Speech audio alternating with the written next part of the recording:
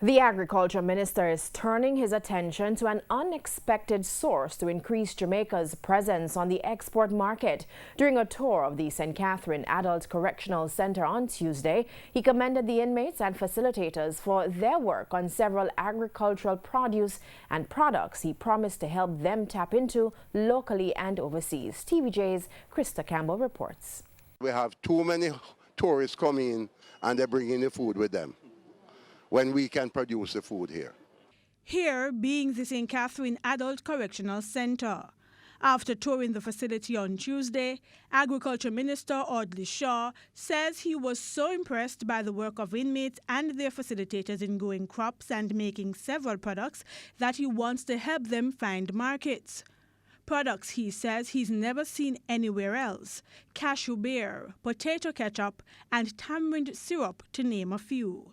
Locally, the minister wants to target hotels and supermarkets, but he stressed that it's the global scene that holds the most opportunities. The Caribbean common market, 15 countries are out there can buy from us. The diaspora, mostly Canada, England, the United States, right? Third country markets that are looking for exotic things, like the beer. What beer did I try a while ago?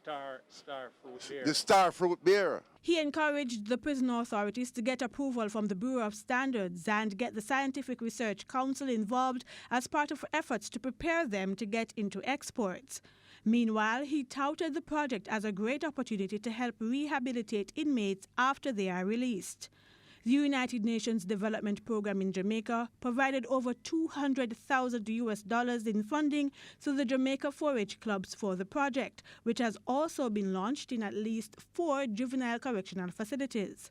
We have provided a lot of training, capacity development. We have provided water conservation equipment, water storage facilities, and of course we have provided the drip irrigation facilities that you're seeing here. He says it's part of the Japan climate change initiative in the region.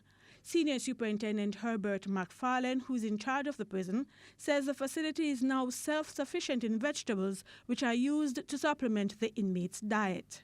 Krista Campbell, TVJ News.